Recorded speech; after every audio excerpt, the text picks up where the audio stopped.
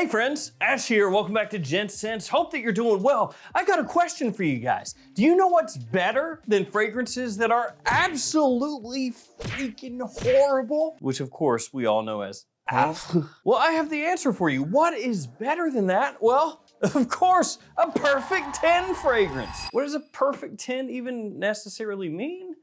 Not exactly sure. Does it mean that it's a perfect 10 to every single person that's ever lived? Like every single person agrees, yes, that's a perfect 10? Or it's a perfect 10 in only certain situations, a perfect 10 bang for your buck, a perfect 10 as long as it's worn on July 13th and the temperature is within a certain range and the humidity as well? Wear this one on the summer equinox. That's the perfect time to wear it. Like, is that, I don't know. Perfect 10, I guess, ultimately means nothing. But today we are talking perfect 10s. I have 10 different fragrances that I think for different reasons are absolutely killer. And I mean that in a positive way, not like they're out doing nefarious deeds.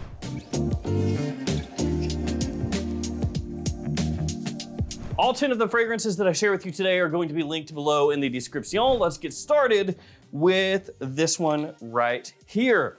Un Jardin sur le Nil from Hermes. That's right, starting off with the fragrance where 99% of the guys out there go either, what? Or they go, I would never wear that. We're starting off great. It's real good. But don't worry, we got some bro fragrances to come. No worries. I got you, homie. So Un Jardin sur le Nil. This is a fragrance that for a moment in time, you know, it was a hype beast. You know, it was like Rutger Hauer at the end of Blade Runner. You know, at one point in time, it was all these things, but as time goes on, sadly, it becomes forgotten. I'm 13, and that is deep. So yeah, it's not really hyped like it used to be, but it's still just as good as it ever was. So this one is a unisex fragrance, maybe even leaning slightly feminine. In terms of notes, there's grapefruit in here, there's mango, tomato, even an interesting note of carrot, along with lotus, orange, additional floral notes, a little bit of musk as well. Green, fresh, sweet, smells of high quality, and it definitely could use a little extra push as far as the performance goes. But just in terms of this very lively, you know, realistic smell of a garden on the Nile, the fragrance smells great. From there, I say we move on to this one, Armani Code Eau de Parfum. Armani Code Eau de Parfum, the new iteration, the new version of Code Eau de Parfum, because the old version had to be, why did it have to be? I don't know. You'd have to ask Giorgio Armani or whoever the dark, mysterious leader of Giorgio Armani's fragrance division is. Borgio Narnani, I think that's his name. Because they have done a lot of shuffling, reformulating, repackaging here lately, and this is one of those fragrances. But I think it's even better. And that's because essentially it smells a bit similar to some of the fragrances that they had discontinued in the past. Things like Armani Code Profumo. The note breakdown is very simple: tonka, nutmeg, and mandarin orange, because most fragrance brands nowadays think that we, the consumers, have freezer level IQs, which is to say the temperature that you keep your freezer at is our IQ, in case you weren't following along with that for some reason. So I would like to once again make a plea to the fragrance companies out there. We can understand more than 3 things at once. At least most of us can. But yeah, this is similar to Armani Code Profumo, which smelled fantastic and was unfortunately. So for that to come back once again, even though it has a bit of a twist, I am all for. Fall and winter time, it is perfect for those seasons, daytime or evening. Really, really versatile as long as it's a little bit cool outside. And it has very solid longevity to boot. Armani Code Eau de Parfum, the original, I didn't hate it, I didn't dislike it, but I do like this one more. And do you know what else I like more? Not paying full retail price. Although I do that with every single new fragrance release, so. But if you would like to not pay full retail price, you can use some of these codes at a bunch of different websites to save yourself a little extra money. Be aware, the JOMASHOP codes only work within the JOMASHOP app. I imagine this is some way that they cut out the middleman and somehow the app works better. So if you want to save money with those JOMASHOP codes, they only work within the JOMASHOP app. All the other codes work like normal through their websites. So should you shop at any of those stores, use those codes. On to the next fragrance. The next one is a cheapie. This fragrance I bought for, I believe, around $25, and it is Sculpture Parfum. This is from Nikos, and in my opinion, this is the one that you should get between this and the original Sculpture. The original Sculpture was quite a hype beast as far as cheap fragrances go, at least at one point in time, and it makes sense why. Cheap, but really nice smelling. Another versatile compliment puller. But like I said, this one's better. Do you know what else is good about this fragrance? The bottle looks interesting, so there is that, but it is easy to knock over. That's not what I was getting at. No, you know what else is good about this fragrance?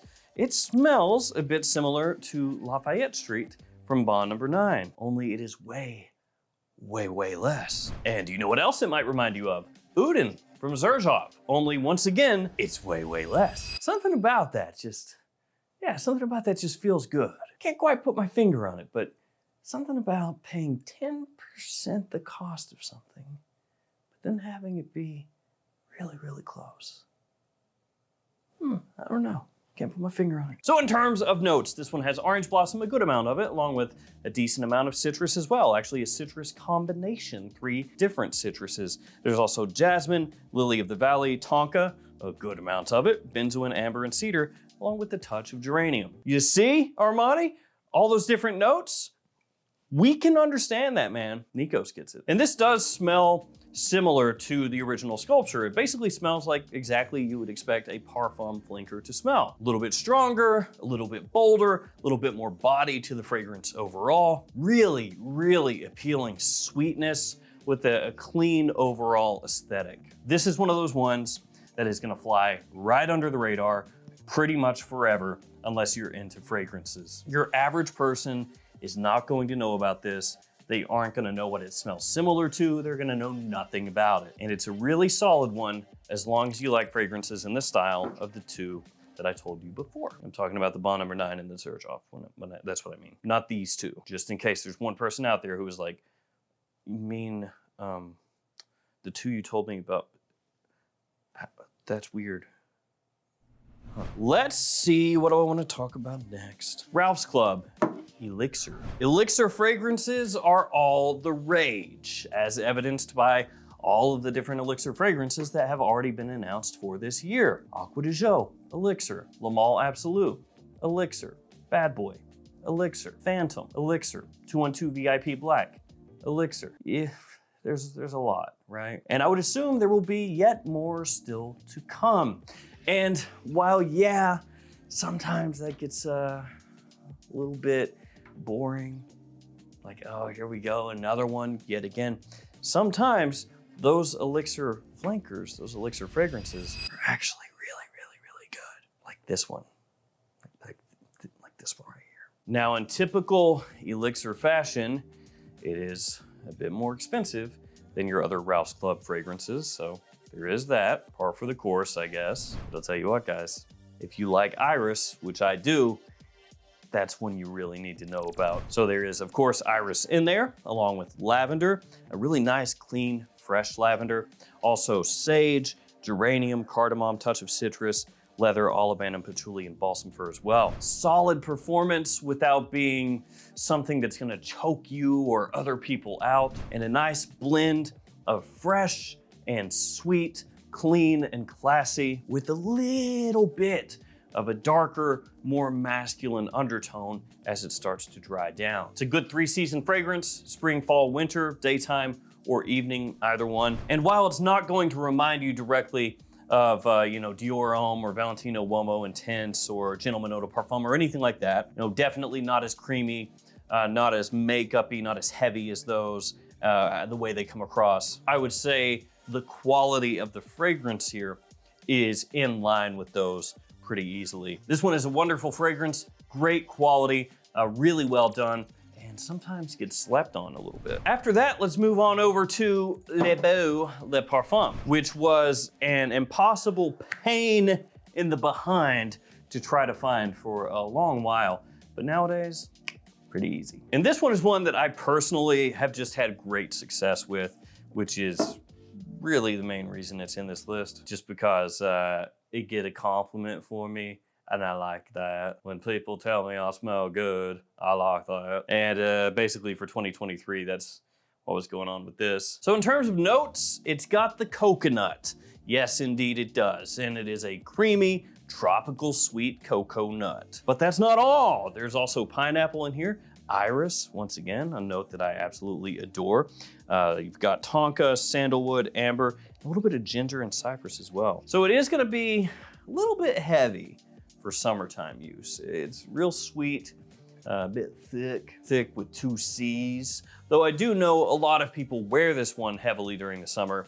For me, when it's real hot outside, if I want a LeBeau, I'm gonna go with the new Flower Edition. I'm gonna go with Paradise Garden and the Eau de Toilette before I reach for this one. So like I said, I know a lot of people wear it during the summer, but for me, all 3 of the other LeBeau fragrances are actually better for summer than this one during the day. Maybe during the evening, this one is fine, but during the day, one of the others stinks. This will give me a diabetic comatose headache from Hades if it's real hot outside and I blast too much of this on. But during fall, winter, spring, real good. It is a bit of a hype monster nowadays. People, talking up all of the Le Male LeBeau fragrances, but still kind of deserves it. If you thought to yourself when looking at that bottle, that's a little bit tacky, don't worry, it can get tackier. Check this out, Carolina Herrera Bad Boy Cobalt. For the D&D lovers out there, maybe it should be called Cobalt.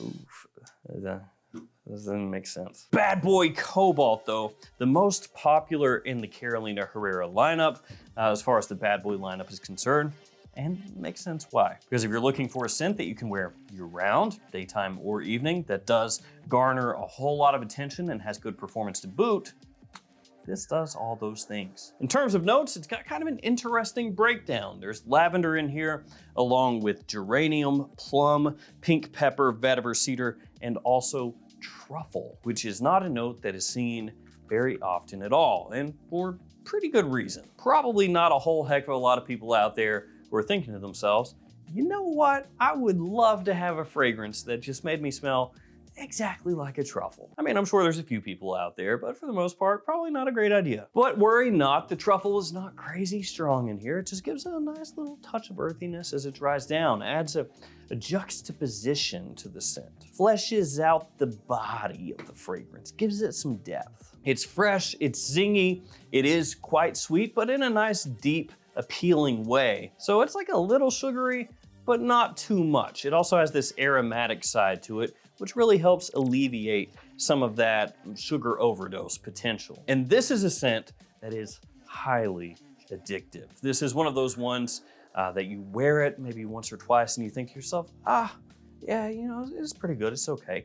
But then the positive attention rolls in, you wear it more, you wear it more, you wear it more. It just becomes one of those fragrances that you reach for more and more often without even thinking about it. And before you know it, you're like, oh, Cobalt? Yeah, that smells good. Or at least that's what happened with me. And I'm projecting that onto you. Let's go with, how about some more Iris? Yeah, that sounds good. Gentleman Reserve Privé. Don't worry, it is not just Iris. There's also booze in here, for a good time. So along with that Iris and whiskey, there's also chestnut in here, which really brings it in line with a lot of other contemporary fragrances right now, very popular ones, that are utilizing notes like chestnut, hazelnut, toffee, and caramel. There's also woods in here, amber, and a little touch of citrus when you first spray the fragrance on. And it is another one that is just crazy addictive. Fall and winter, it smells so good. And even if you're not a massive fan of Iris, this one can still potentially work for you because of those additional notes, the chestnut and the whiskey more specifically. It gives it a warm, cozy, sexy, like lightly gourmand edge that really just boosts that scent profile, makes it really easy to wear when it's cold outside, a great holiday fragrance. And I know that